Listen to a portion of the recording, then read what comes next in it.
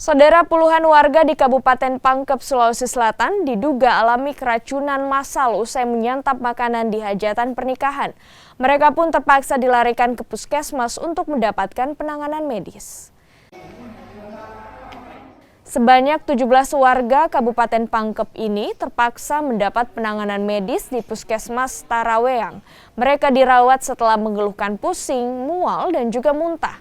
Belasan warga ini diduga alami keracunan usai hadiri hajatan pernikahan di Kelurahan Bontoa, Kecamatan Minasatene, Kabupaten Pangkep. Selain di puskesmas, puluhan warga lainnya yang alami gejala yang sama juga dirawat di rumah sakit. Total warga yang diduga alami keracunan mencapai 40 orang. Dari pengantin. Tadi di sana sempat makan, Pak? Iya, sempat. Makan apa tadi di pengantin, Pak? Nasi. Makanan pengantin ya? Iya. Nasi sama apa, Pak? Nasi sama ayam. Ayam. Iya, sama tempe. Setelah itu baru muntah-muntah, Pak? Berapa jam baru terasa? Mungkin 2 jam. 2 jam. Apa yang dirasakan pertama kali, Pak? Sakit perut. Sakit perut? Iya. Sakit kepala juga? Iya. Muntah.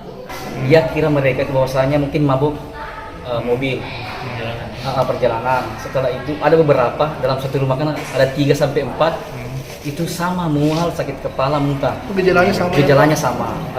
Tetangga pun begitu. Beliaulah bersedih, kenapa katanya tinggal semua tidur di situ? Kenapa tidak ke rumah sakit?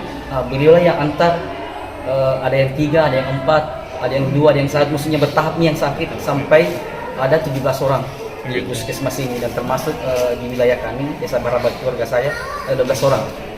Mereka ini keracunan setelah menyantap makanan di pesta pernikahan atau gimana, Pak? Katanya. Dugaan sementara gitu, Pak ya? Teman warga yang ditanya disampaikan bahwasanya setelah sepulang dari makan di rumah pengantin itu hampir bersamaan di jam 2 itu.